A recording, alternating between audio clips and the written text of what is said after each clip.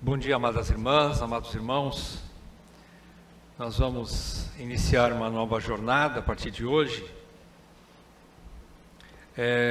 pela carta de Paulo aos Efésios, uma carta riquíssima, uma das pérolas, né, do Novo Testamento. Todo ele é.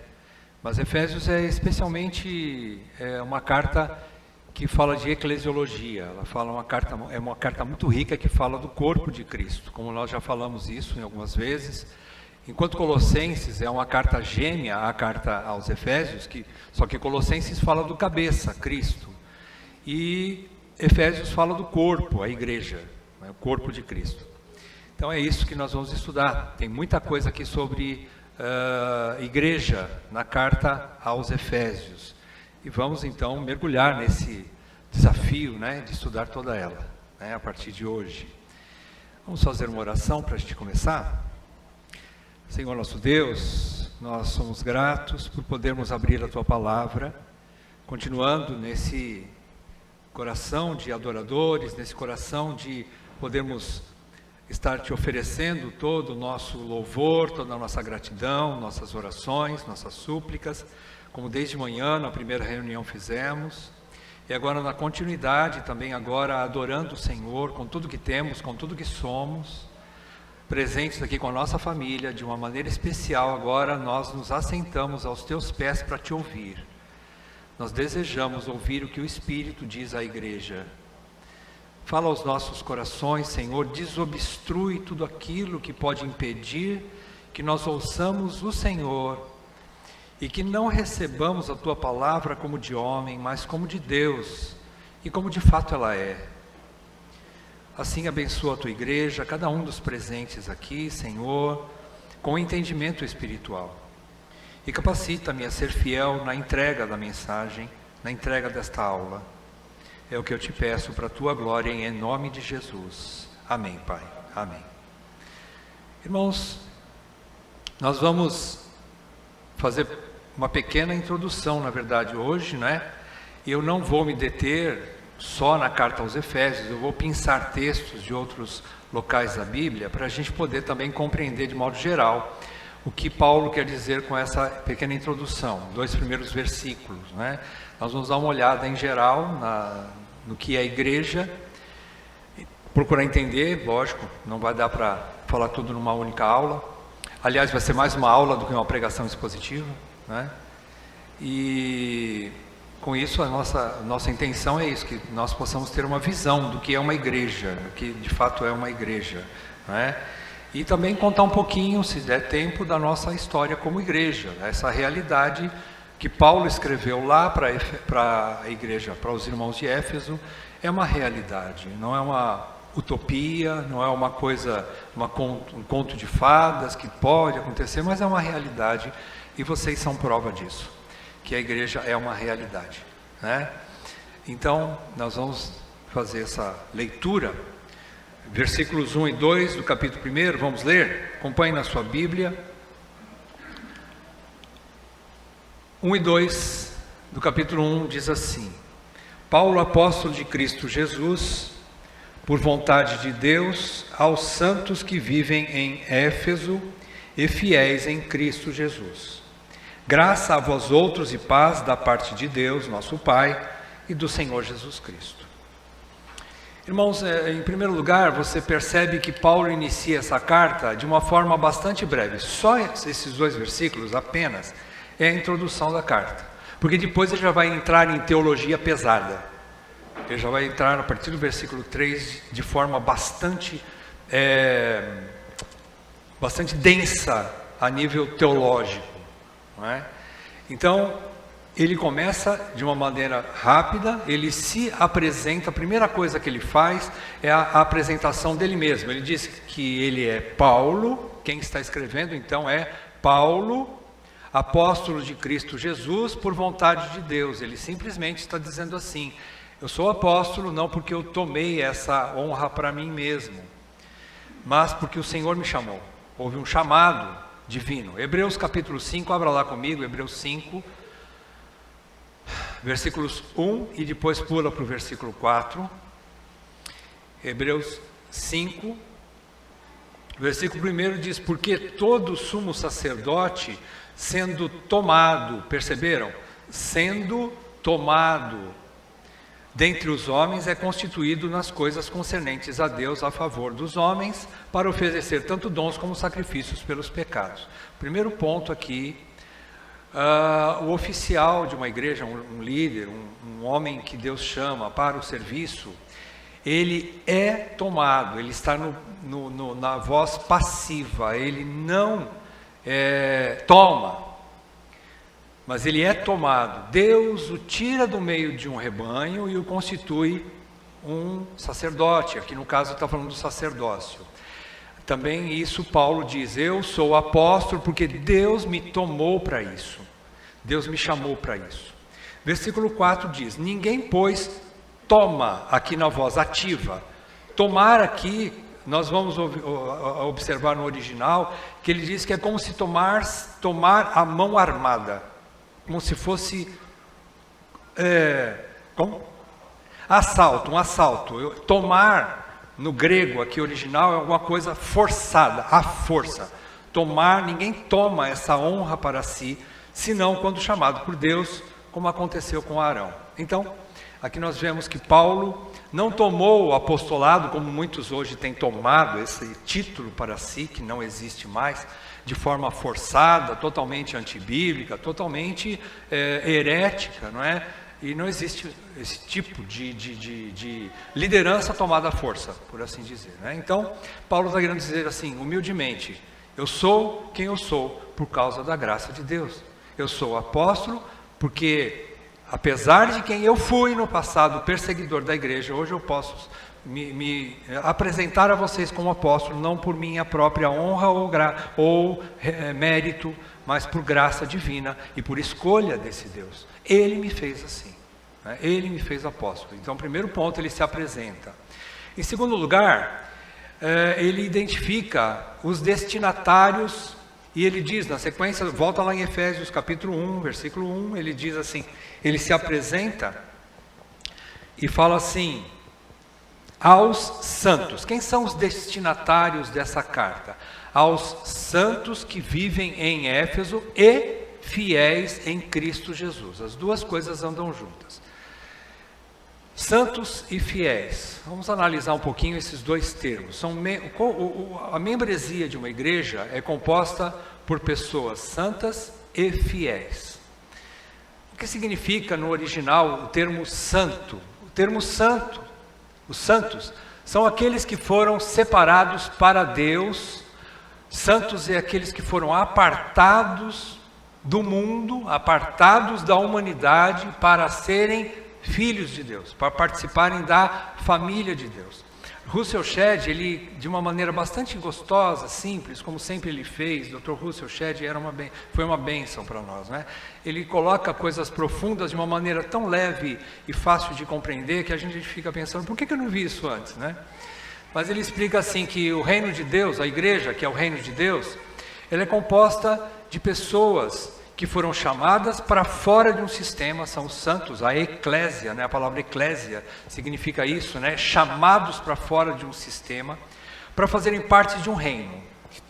Essas pessoas que foram chamadas para fora, quem chamou? Foi Deus que chamou, Deus que escolheu, Deus que elegeu, Deus que operou através do Espírito Santo, fez com que eles crescem e viessem para a igreja, fizessem parte do seu reino. Então o reino de Deus significa, é um grupo de pessoas que são os súditos deste rei, Jesus Cristo. São os súditos que alegremente, docilmente, por isso que são chamados de ovelhas, né? Porque eles obedecem com gratidão e seguem ao seu mestre, ao seu rei. São súditos que obedecem com leveza, com gratidão, se dispõem a servir esse mestre de uma forma obediente e grata. Então esses súditos do reino de Deus, que são esses que são os santos, que são os chamados para fora, separados para Deus, eles obedecem ao seu rei de uma maneira grata. Deus é o rei Deus, Jesus, é o rei desse povo de uma maneira especial. O reino de Deus é composto de pessoas que Deus cuida de uma maneira especial. A gente pode dizer assim, mas Deus cuida de todo mundo.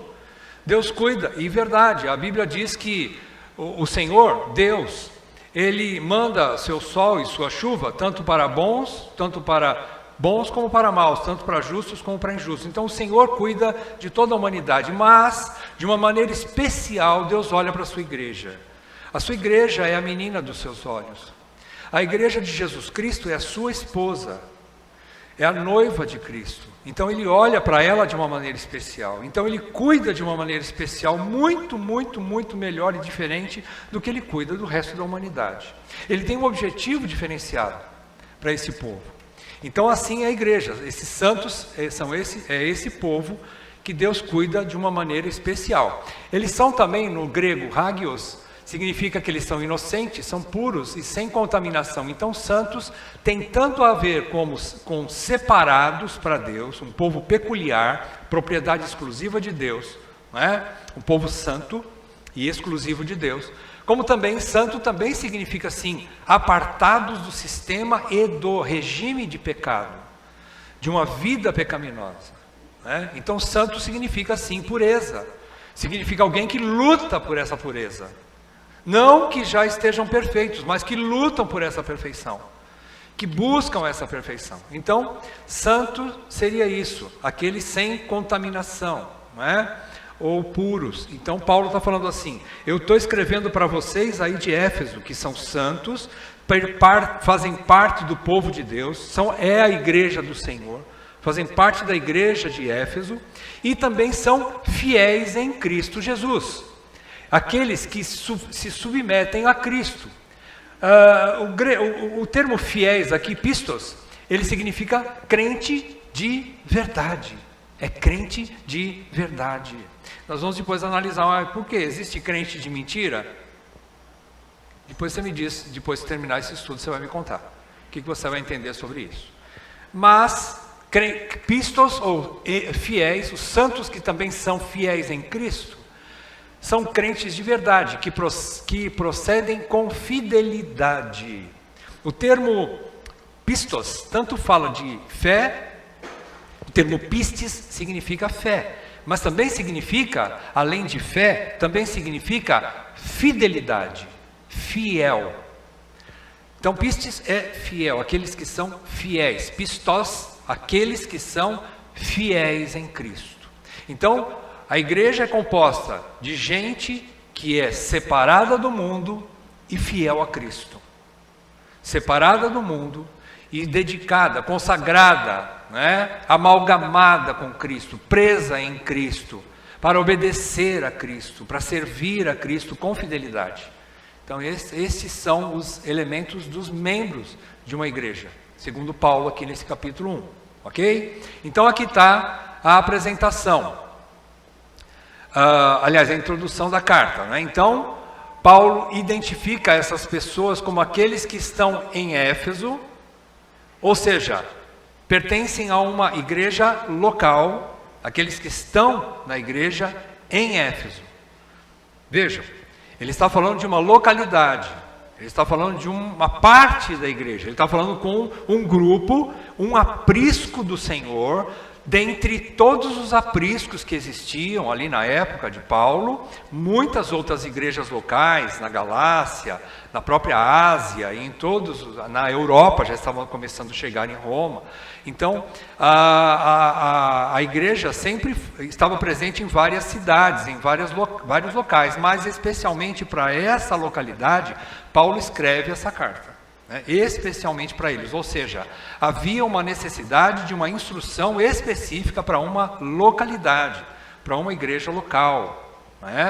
Então eles são pessoas que estão em Éfeso, que congregam na igreja local de Éfeso e que são crentes fiéis, submissos ao cabeça dessa igreja, que é Cristo. Esses são os fiéis em Cristo, os santos e fiéis em Cristo, que estão lá em Éfeso.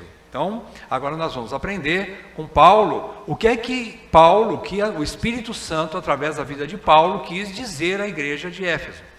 Nós vamos encontrar, se você pesquisar na Bíblia, você vai encontrar a história da igreja de Éfeso, não só nessa carta. Essa carta é específica para a igreja de Éfeso. Mas você pode ver a origem dela no capítulo 18 e 19 de Atos. Você vai ver ali que Paulo fundou essa igreja, ele plantou essa igreja no final da sua segunda viagem missionária e reforçou no início da sua terceira viagem missionária, quando Paulo volta para Éfeso e ele institui a igreja de fato e fica por lá, em torno de, segundo capítulo 20 também de Atos também fala, não é? Quando ele se despede da igreja, ele fala que nunca mais ia voltar para lá, os anciãos choram, e ele teve aquele encontro bem triste, né, com os presbíteros de Éfeso, e ele diz ali que teve por 3 anos pregando dia e noite, tanto em casa, nas casas das pessoas, como na igreja, né, e que ele pregou para eles todo o desígnio de Deus, né? Então, capítulo 20 também fala sobre isso. Então Paulo estava ali plantando, e ali está a origem da igreja de Éfeso. Você também encontra dados sobre a igreja de Éfeso, quando Paulo escreve para Timóteo, as 2 cartas de Timóteo são exatamente instruções para a igreja de Éfeso. Por quê? Porque Timóteo era um pastor de Éfeso. E você encontra mais alguns detalhes sobre a igreja de Éfeso em Apocalipse também, no começo de Apocalipse, quando Jesus mesmo manda instruções diretamente para a igreja, mandando João, que também foi um presbítero de Éfeso, João, o apóstolo João, manda escrever também uma carta específica para Éfeso. Então a gente percebe que, como igreja local, ela tem a sua identidade própria, ela tem a sua independência, ela tem a sua emancipação, por assim dizer, independência da igreja de Jerusalém, que era chamada igreja mãe naquela época, né? Mesmo assim, apesar de toda a perseguição que houve, né, desde o início do cristianismo, mas a igreja mãe ali ainda dava instruções para algumas outras igrejas, mas Éfeso já era uma igreja andando sozinha, por assim dizer, já tinha maturidade para caminhar. Paulo manda que se instituam presbíteros ali, e aí vai. Então, nós encontramos informações sobre a igreja de Éfeso em todos esses lugares aí da Bíblia, ok? Agora eu queria falar um pouquinho sobre esse caráter visível da igreja local. A igreja local tem um caráter visível. Agora eu vou entrar um pouquinho, saindo um pouquinho desse texto da carta aos Efésios.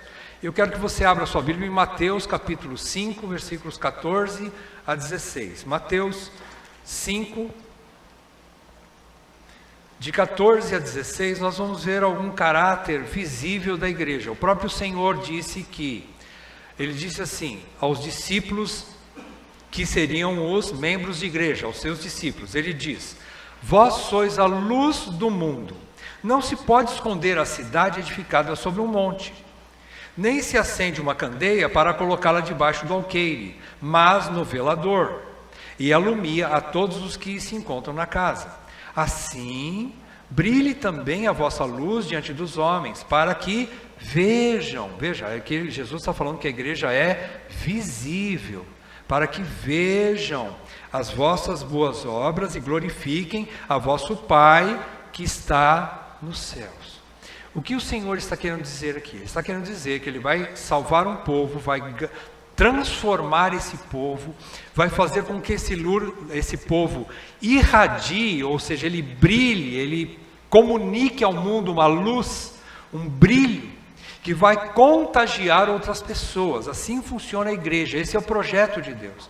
Deus podia salvar aos eleitos de outras formas, mas Ele quis escolher e escolheu usar a igreja para ser luz do mundo. Então aqui fala de visibilidade. A igreja do Senhor, ela brilha diante dos homens. Inclusive o brilho o nosso testemunho, que é o próximo texto que nós vamos ver, o testemunho da igreja não somente vai levar o amor de Cristo aos corações dos eleitos, a graça salvadora para aqueles que estão fora da igreja ainda. Vejam, um dia Deus usou alguém da igreja para comunicar essa luz para mim, e eu fui salvo pela graça de Deus. Agora eu na igreja estou brilhando também, e onde eu passar eu vou levar essa luz, e vai chegar a alguém. Alguém vai ver, vai ter visibilidade na minha vida, alguma coisa que Deus fez na minha vida, não porque eu sou bom, mas porque o Senhor operou e eu agora brilho também para outras pessoas. Então esse brilho tanto comunica graça para os eleitos, como comunica justiça para os ímpios. Esse brilho, um dia o Senhor vai dizer assim: eu vou punir você, porque você não creu, porque eu brilhei através da minha igreja na tua frente e você não viu, ou você não quis ver. Então, tanto comunica graça para os eleitos, quanto comunica juízo para os ímpios. Isso a igreja faz, ela está fazendo isso nesse mundo. Ninguém vai poder dizer que não viu essa luz brilhar, ninguém. Porque em todos os cantos da terra, de alguma forma, Deus está levando essa luz. Deus está levando essa luz. Ninguém vai poder dizer: eu nunca ouvi falar sobre igreja, nunca ouvi falar sobre Jesus, nunca ouvi falar sobre essas coisas aí da Bíblia. Não. De alguma forma Deus é fiel e levará esse brilho, porque é uma cidade edificada sobre um monte. Vocês perceberam? Não dá para esconder uma cidade lá no monte. Você está embaixo aqui, mas a cidade está lá em cima. É impossível que ninguém veja essa cidade. É impossível que ninguém veja esse brilho. E é uma luz brilhando dentro de uma sala que todos veem, não está escondida embaixo do alqueire ou debaixo de uma mesa, mas ela está em cima para todo mundo ser iluminado dentro daquele ambiente, não é? Então assim é a igreja do Senhor. Foi Agostinho de Hipona quem primeiramente usou esses dois termos. Quais termos que o Agostinho usou? A igreja visível ou militante e igreja invisível ou igreja triunfante, que são a mesma coisa, na verdade, exceto por sua membresia. Então, quer dizer, na verdade não é a mesma coisa, né? Mas ele quis dizer o seguinte: existe um grupo de pessoas chamado de igreja visível ou militante, aquela que ainda está nesse mundo militando, lutando, trabalhando, edificando-se, né? Essa é a igreja atual, a igreja visível, aquela que nós vemos, aquela que nós sabemos. Nós somos parte da igreja visível aqui. É um pequenino rebanho, mas é uma parte da igreja do Senhor. Aqui existem verdadeiros convertidos, não é? Então aqui há brilho, há luz, porque aqui o Senhor fez essa obra em nós, não é? Então aqui está uma parte, uma pequenina parte da igreja do Senhor, não é? Então nós somos parte dessa igreja visível. E a igreja invisível é a igreja triunfante, ou seja, aquela que realmente chegará na glória. Por quê? Porque todos os que participam da igreja visível hoje estarão na glória? Não, nem todos. Isso é uma realidade que nós precisamos compreender. Dura, mas é uma realidade. Nem todos os que estão no meio do povo de Deus, que dizem Senhor, Senhor, estarão com o Senhor no último dia. Nem todos os que estão confessando que são crentes hoje estarão lá naquele dia. É duro. Por que essa é uma realidade? Por que Deus permite que essa realidade chegue aos nossos corações? Porque esse é o meio que Deus usa para dizer para cada um de nós: Senhor, tem misericórdia de mim. É para nós nos dizermos assim: Senhor, eu não quero estar enganado a meu respeito. Eu não quero estar enganado. Será que eu sou, Senhor? Eu quero que, se eu não sou ainda, ganhe o meu coração, porque eu quero ser. Aliás, só o fato de você dizer isso quer dizer que você é. Você é eleito. Só o fato de você desejar, chorar, cair no chão, ficar com medo e dizer assim: Senhor, eu não quero te perder por nada nesse mundo. Já é uma prova de que você é dele. É uma prova que você é dele. Mas é assim que Deus faz. É assim que Deus permite. Se você estuda o capítulo 6 de Hebreus, ele é aterrador. Mas estude. Porque ele vai dizer ali que teve gente que provou os dons do Espírito, que provou os dons celestiais, foram batizados, caminharam com o Senhor um tempo, viram maravilhas, se curvaram diante de Deus até por algumas situações e deixaram. E o autor diz assim: é impossível, ele duas vezes usa o termo, é impossível que esses sejam salvos. Duas vezes ele usa o termo impossível, porque abandonaram o Senhor, apostataram, deixaram para nunca mais voltar.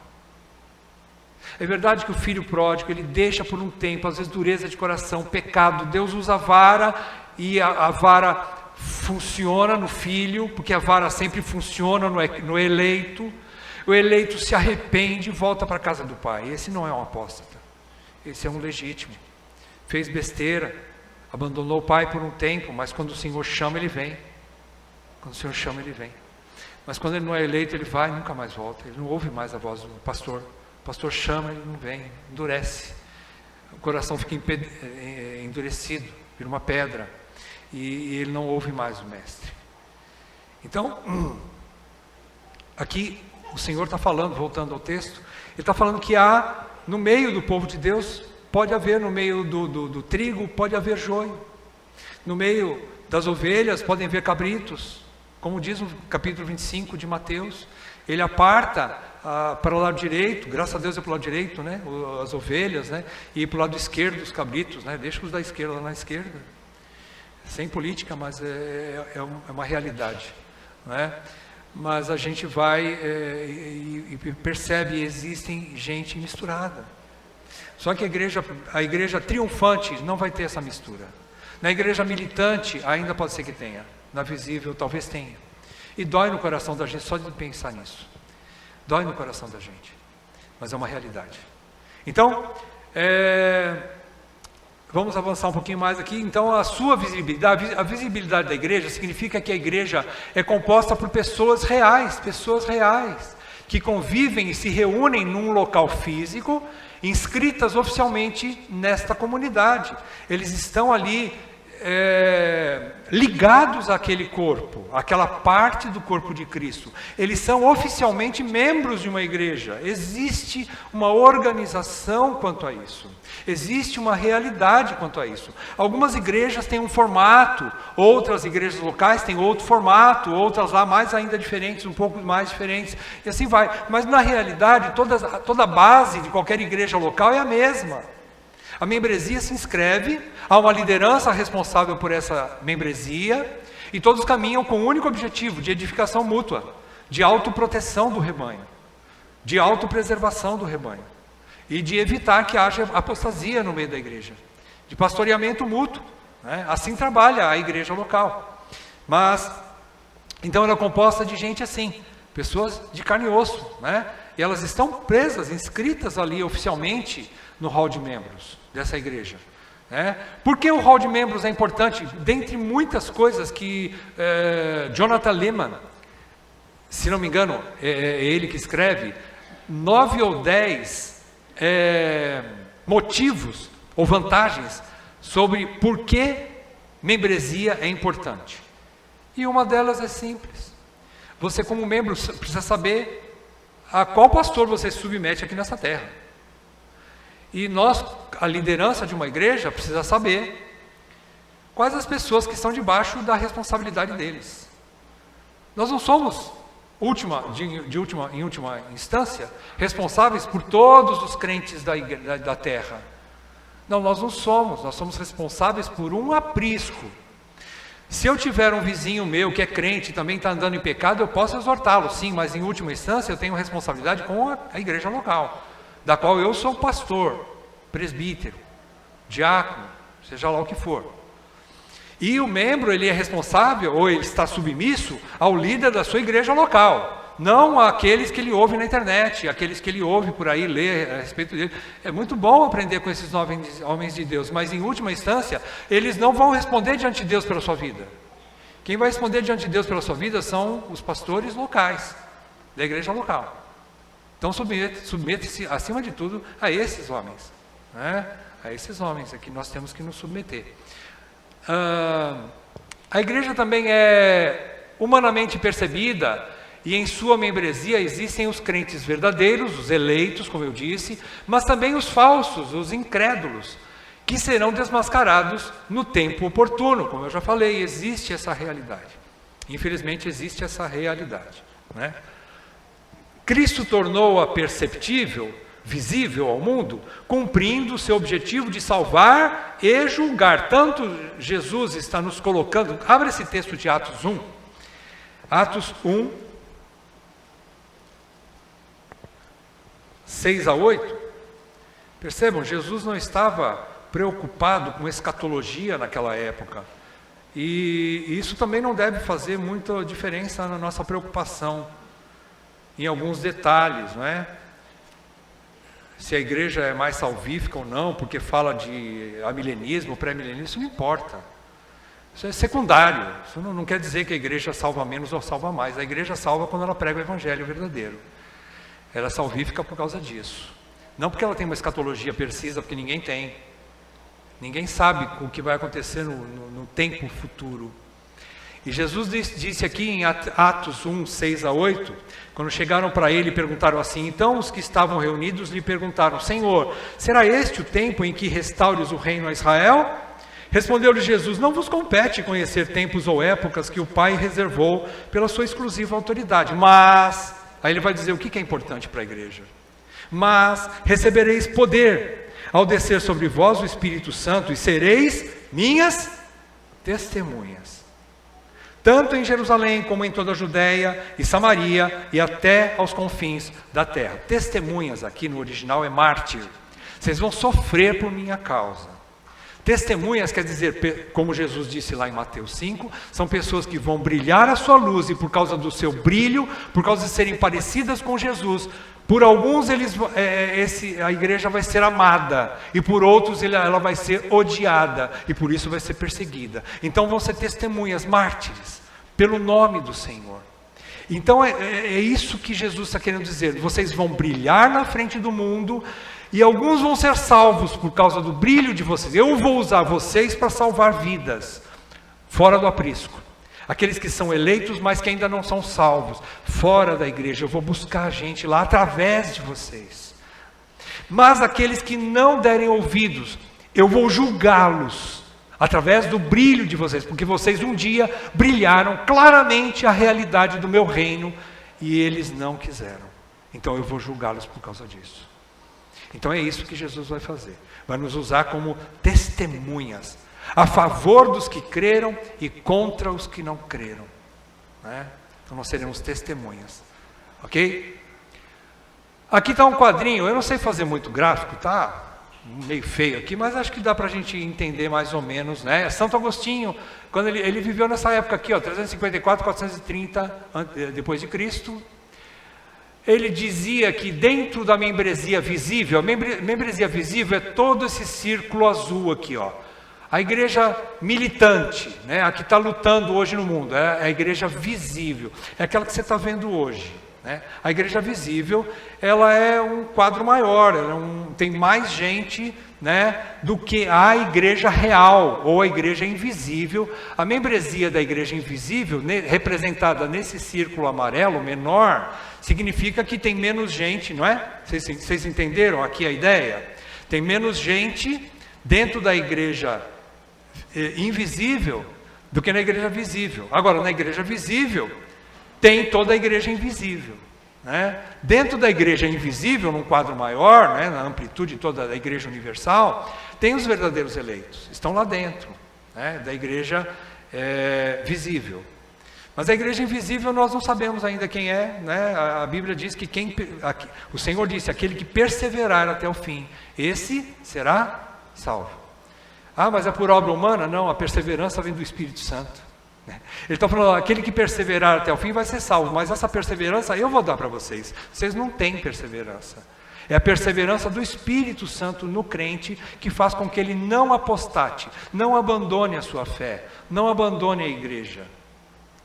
É Deus que dá esse poder para o eleito, para nunca abandonar a igreja, não é? Isso não vem de nós também, é dom de Deus, viu? Também, para que ninguém se glorie.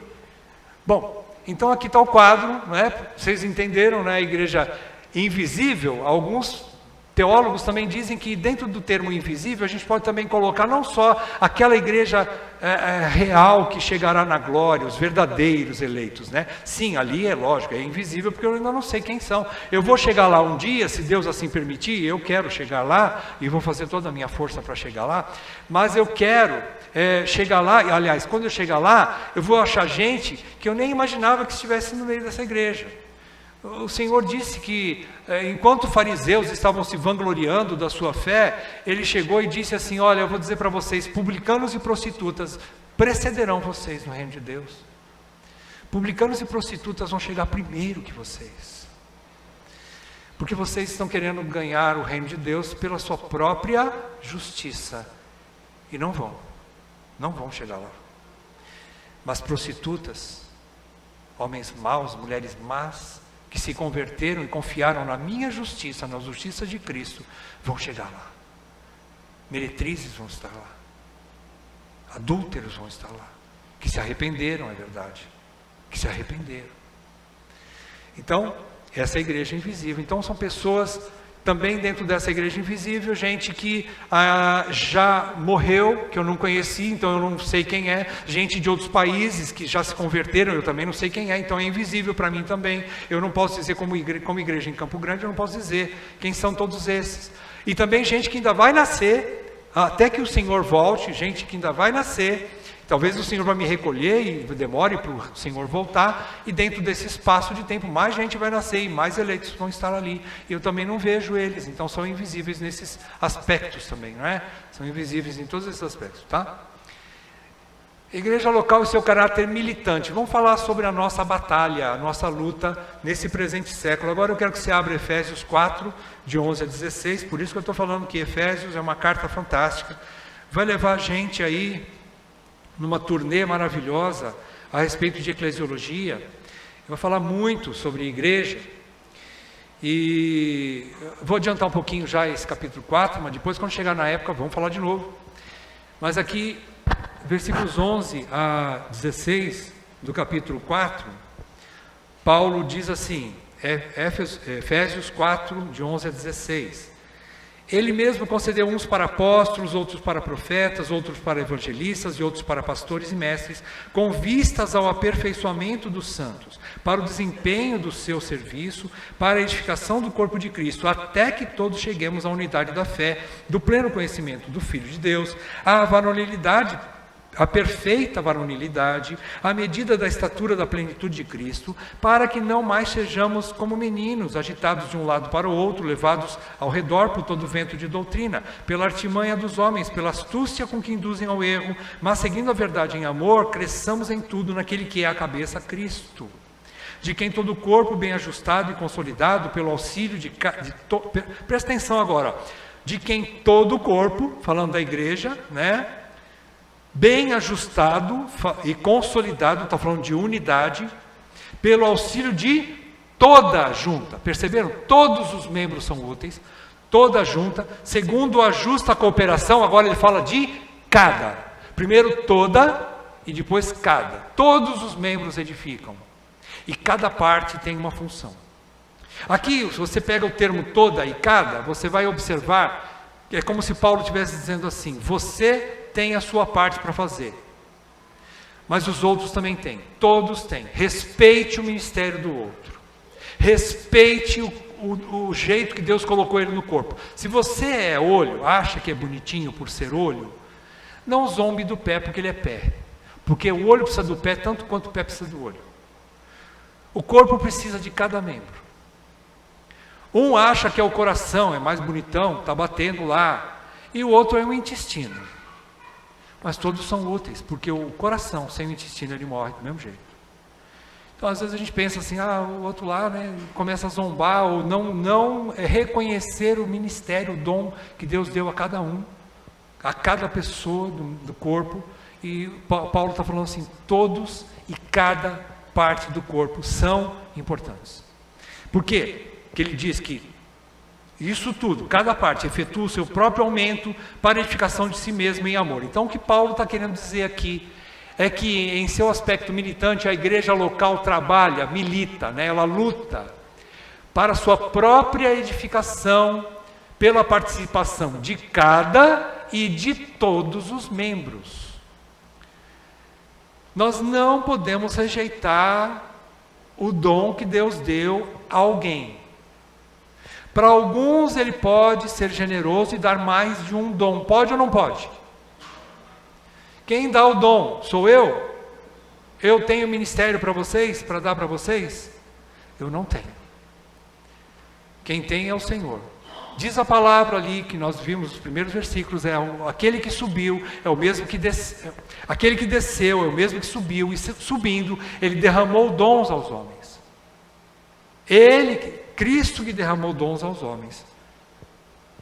Então, reconhecidamente, aqueles que Deus derramou o dom, a gente precisa reconhecer e aceitar como aqueles que Deus vai usar para nos ensinar. Aqui, em primeira instância, ele fala de homens oficiais da igreja, ele fala de 5 dons, que também são 5 ofícios: apóstolos, profetas, evangelistas, pastores e mestres. Mas o dom e o ministério geral não está preso somente nos oficiais, porque ele diz na sequência, versículo 12, com vistas ao aperfeiçoamento dos santos e para o desempenho da edificação do corpo de Cristo, para o ministério completo, por assim dizer, completo.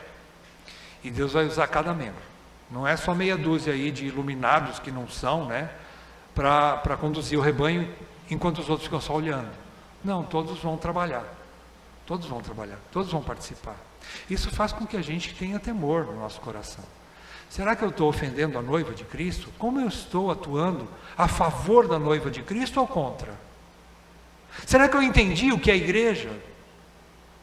Será que como que eu vou servir a uma igreja de forma despreparada? Como eu posso ser útil se eu não reconheço ou não entendo o que é corpo de Cristo?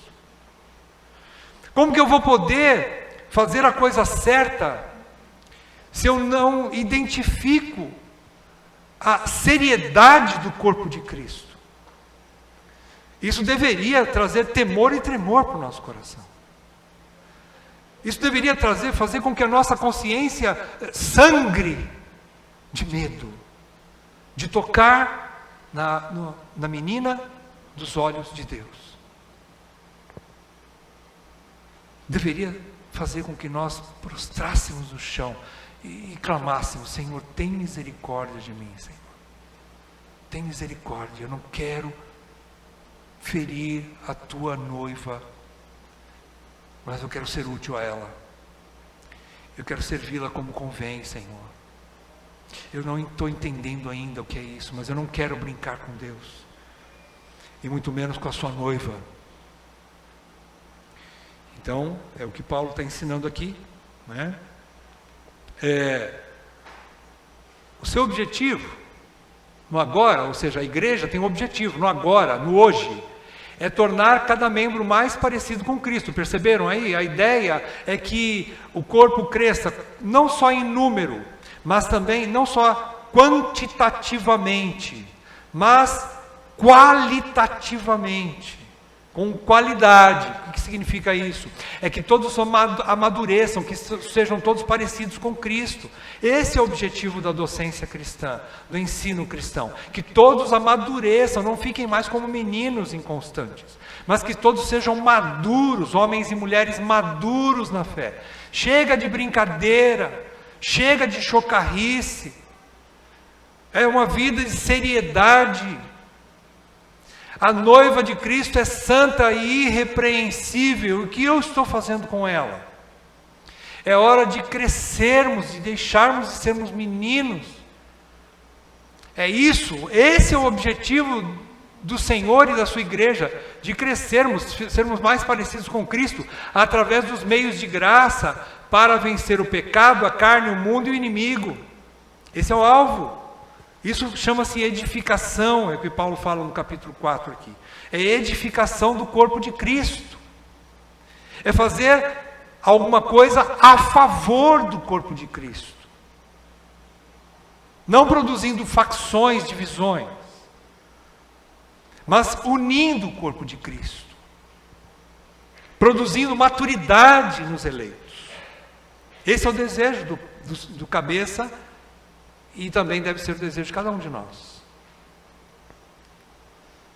Os membros de cada igreja local também militam para se protegerem mutuamente, buscando a perseverança para a salvação dos eleitos. É o texto que eu falei agora há pouco, Mateus 24, dá um pulo lá.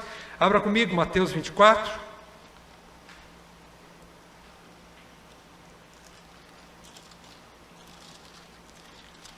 Mateus 24, versículo 13 O Senhor Jesus diz: aquele, porém, que perseverar até o fim, esse será salvo. Aquele que perseverar até o fim, esse será salvo. Como é que você vai perseverar? Sozinho, eu não consigo. Eu não consigo. Eu já tenho convicção de que se fosse a minha vontade, nem aqui pregando eu estaria. Eu tenho essa convicção de que pela força do homem nós não vamos a lugar nenhum. Pela força humana nós não conseguimos perseverar. Mas pelo chamado divino a gente continua. A gente prossegue. Pelo chamado divino a gente continua. Então, é o que o Senhor está dizendo aqui: a perseverança não vem de nós mesmos, né? Essa perseverança Deus está colocando em nossos corações para continuarmos sempre, né? E é no meio de vocês que eu vou fazer isso. Eu tenho convicção de que se hoje persevero, é por causa da obra de Deus e da intercessão dos santos, de oração de vocês. É por causa de que o Espírito Santo é mais forte do que a minha vontade. Por isso eu persevero. Por conta das orações dos santos também. Então a coletividade e a mutualidade são os melhores meios de proteger cada membro da apostasia. É através da coletividade, quando nós mutuamente nos aconselhamos, pastoreamos, consolamos, fortalecemos, exortamos, né? Como conclusão, eu trouxe alguns pontos aqui para a gente guardar. Eu sei que você vai ter muito mais do que isso que eu estou falando aqui para você agora, mas em seu aspecto individual, como igreja local, a igreja local caminha segundo a direção do cabeça, Cristo, pela instrumentalidade das Escrituras. Veja, homem nenhum tem autoridade por si mesmo. Os homens que Deus levanta para liderar uma igreja só têm autoridade enquanto eles estiverem submissos à autoridade maior, que é a palavra de Deus.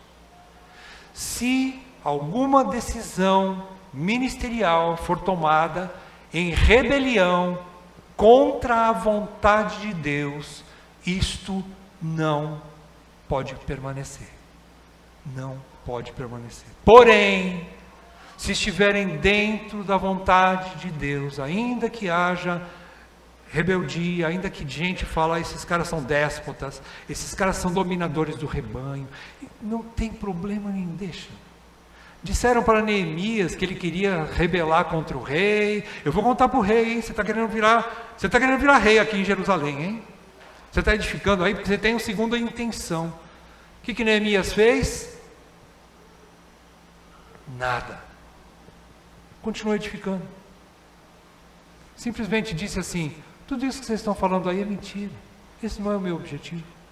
Deus sabe o objetivo do meu coração. Vocês podem falar o que quiser. Às vezes chama a gente de Nutella, de tantos apelidos que a gente já ganhou aí, né? Velhinho fracote, e aí vai. Não tem problema, a gente continua. A gente vai continuar, né? Assim vai. Déspota. O que nós vamos fazer? Vamos ser firmes até o fim. Se for bíblica a decisão, nós vamos ficar firmes até o fim. A gente não vai gostar, mas não tem problema nenhum. Aí chega naquele ponto, né? Como andarão dois juntos se não estiverem de acordo? Paciência. Alguns vão embora. Paciência. O que importa é nós sermos fiéis a Deus. Mais importa obedecer a Deus. Então, enquanto nós estivermos biblicamente amparados e tomando decisões, vamos xingar a gente, mas não tem problema, a gente vai continuar. E o objetivo não é déspota, é quem quer tomar a liderança para proveito próprio. Não é o objetivo de qualquer um dos meus irmãos aqui que são líderes, eu tenho certeza disso. Eles estão se dando por vocês. Qualquer presbítero aqui, qualquer diácono está se dando por vocês. Eles não ganharam um centavo para isso. Não tiraram proveito em nada só perderam, na verdade. Por conta de deixarem suas famílias, deixarem seu sossego, sua paz, para poder trabalhar em prol da igreja, perderam com isso, saúde, noites de sono, em prol da igreja. Isso o déspota não faz isso. O dominador do rebanho, ele tira proveito, como diz lá em 1 Pedro 5, leia lá. O dominador do rebanho, ele quer tirar proveito para a sua própria cobiça, diz Pedro. Sórdida ganância. Ninguém ganhou nada aqui para ser líder. Então, o governo local, ele está baseado nas escrituras, que ditam as regras para esse governo local, e a igreja também é independente das demais localidades, ela é independente das demais localidades. Então, por exemplo, é uma coisa que aconteceu, a gente conversa muito com pastores aí de outras igrejas, né, daqui de Mato Grosso do Sul, igrejas reformadas que a gente tem comunhão, que a gente tem contato, né, às vezes, até da Europa, às vezes a gente recebe informação de um irmão, o irmão de pastor Diego, às vezes conta algumas histórias.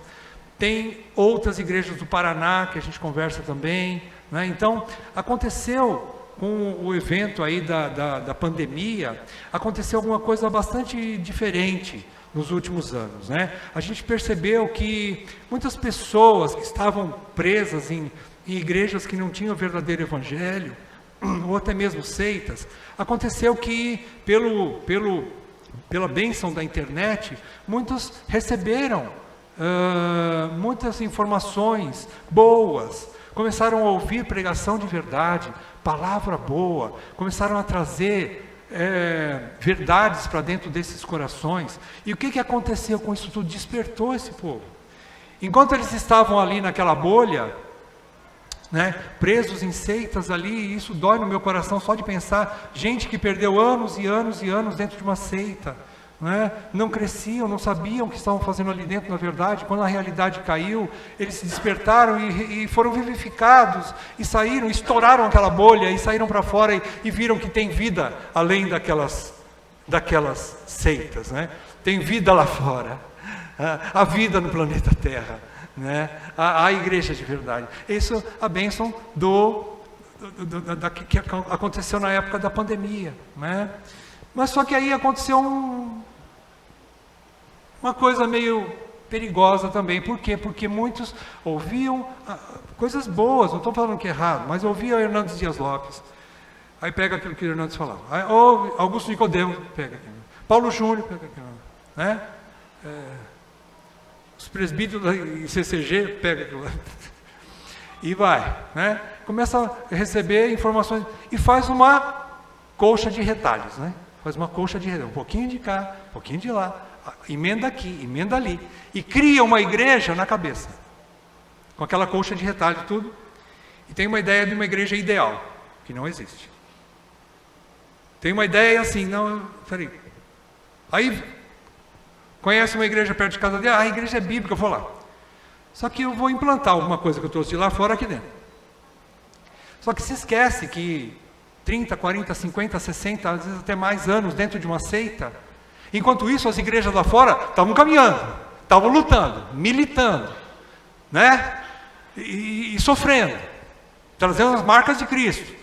Pastores ali lidando com gente que adulterou, pastores lidando com jovens que foram para a droga, pastores lidando com casais que estavam quase se separando, pastores tentando colocar a casa em ordem, lutando e lutando. Enquanto estavam presos na bolha, a vida corria lá fora. Essas igrejas estavam vivendo. Era uma realidade. Gente sofrendo, gente morrendo, gente nascendo, pregando o evangelho verdadeiro, gente sendo salva por essas igrejas. Muita gente não sabia disso. As pessoas não sabiam disso. Agora chega dentro de uma igreja desta, quer mudar tudo. Quer trazer conceitos que, através dessa colcha de retalho, ele acha que é certo.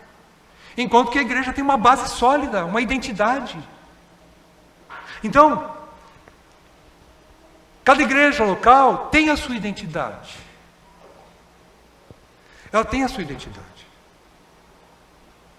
Essa identidade não foi conquistada por homens, mas foi dada por Deus. Nós temos marcas de Cristo aqui. Nosso pequeno rebanho tem 40 e poucos anos. Mas 40 e poucos anos dentro do Evangelho. 40 e poucos anos dentro da verdade. Cometeram erros? Cometeram. E foram julgados e tratados. Até aqui, onde nos consta, Deus tem cuidado da sua igreja. Não existe uma história sólida que a gente precisa entender. Ah, mas são só 40 e poucos anos. Bom, 40 e poucos anos na verdade, não é melhor do que 100 e poucos anos na mentira? Como é que você pensa nisso? Então, a realidade é essa. Nós temos uma identidade, uma solidez, não por homens, mas porque Cristo é a solidez dessa igreja. Porque Cristo é a pedra angular dessa igreja. Que a palavra de Deus é a palavra fundamental dessa igreja, não a palavra de homens. Então, dentro dessa história, que aliás eu vou colocar lá no nosso mural, tem um breve relato aqui sobre a nossa história. A gente criou isso aqui para que as pessoas que têm chegado na igreja conheçam um pouco da nossa história. Está bem curtinho aqui. Agora, se você quer saber mais dessa história, procure os membros mais antigos, tá? Procure os membros mais velhos da igreja, que eles sabem, eles passaram por essa história aqui. Né? Muito mais que isso, não os novos, mas os membros mais antigos que sofreram aqui junto, quase morreram por causa dessa igreja. Então a gente precisa entender que essa história, ela é uma realidade. Vou deixar lá no mural depois para que vocês queiram ler, levar para casa, vocês fiquem à vontade, para conhecer um pouquinho da nossa história. Bem, continuando aqui então, o primeiro aspecto é isso aí, primeira conclusão é isso daí, a igreja, ela é guiada pelo cabeça, através das escrituras, pelo governo local, e ela é independente de outras igrejas. A gente precisa entender outra coisa, por exemplo, a Assembleia ela é soberana na escolha dos seus líderes. Uma vez escolhida a liderança, a igreja se submete aos seus líderes. Agora as decisões são ministeriais, não mais da Assembleia. A não ser que seja alguma coisa que é grande demais para o presbitério, o diaconato tomar decisão, aí nós vamos consultar a membresia. Caso contrário, Deus não deu, Deus não fez a igreja uma democracia, mas uma teocracia. Teocracia no sentido de que homens vão governar representantes de Deus, que é o ministério. Então a membresia se submete ao ministério. É uma coisa importante também que a gente precisa relembrar. Em seu aspecto visível, a igreja local difunde-se no mundo e testemunha sobre a verdade do Evangelho, tanto para apresentar o amor de Deus para a salvação, quanto para apresentar a justiça de Deus para a condenação. É isso que a igreja faz, é aquilo que eu falei. Nós estamos aqui trazendo para o mundo, ao mesmo tempo, salvação e juízo. Salvação e juízo. É isso que a igreja faz. A luz que brilha está mostrando essas duas coisas para o mundo que está aí fora. Salvação para os eleitos, juízo para aqueles que estão endurecidos contra o Evangelho. É isso que a igreja faz. Através do quê? Só da pregação? Não, da vida de vocês.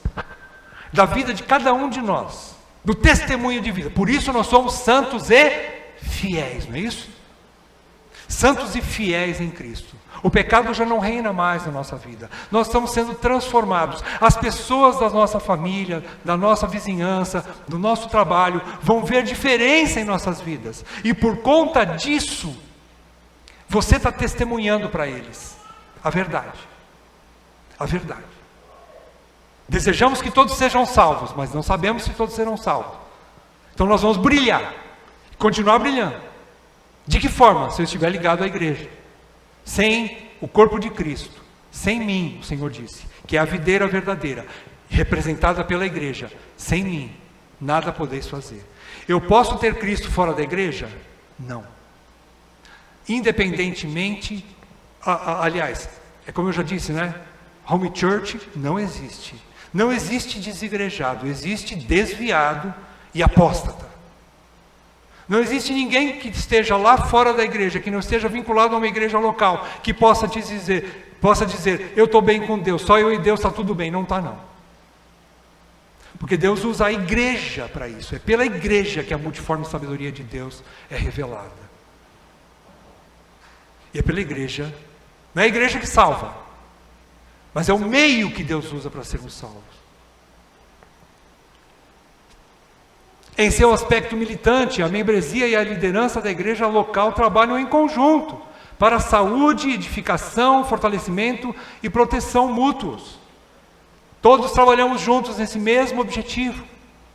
Então cabe a cada um de nós aqui hoje voltar para casa e dizer assim, Senhor, existe alguma coisa que está aqui no meu coração? Sonda, Senhor, o meu coração, traz a realidade para mim, se eu tenho alguma coisa contra qualquer membro dessa igreja.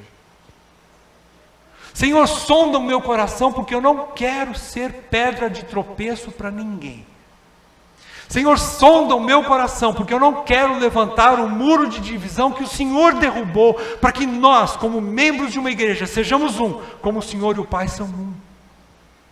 Eu não quero armazenar rancor, raiz de amargura, falta de perdão, vingança no meu coração contra qualquer membro que seja, porque eu preciso de todos eles.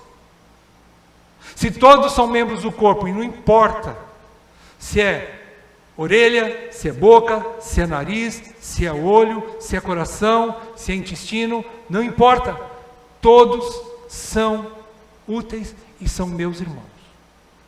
Senhor, derruba toda barreira que pode haver na igreja, começando no meu coração, no meu coração.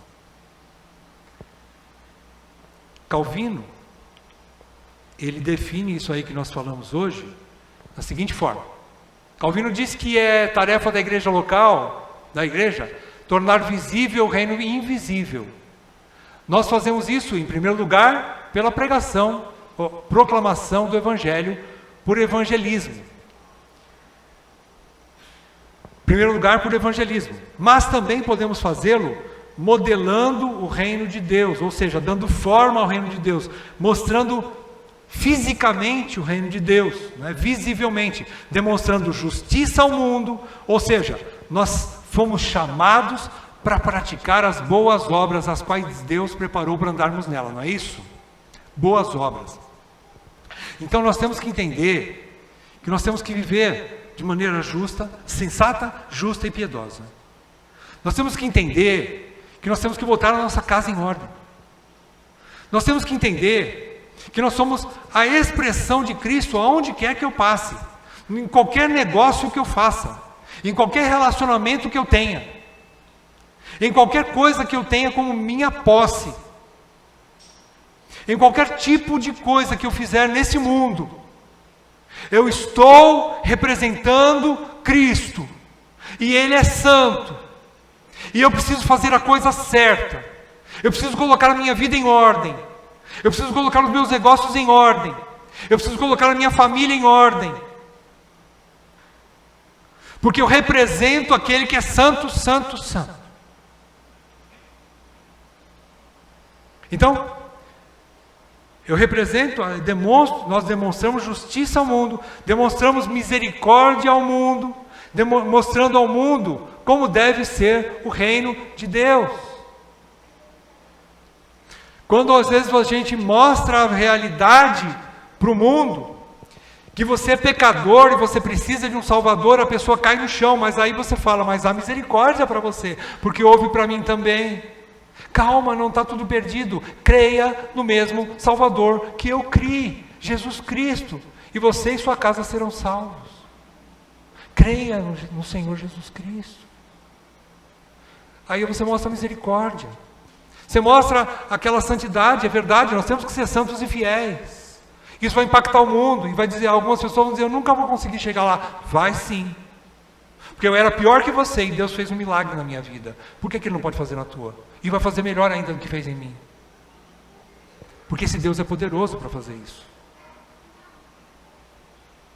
Irmãos, que Deus nos ajude a amar e servir a nossa igreja local da maneira que Ele quer, não da minha maneira nem da tua maneira.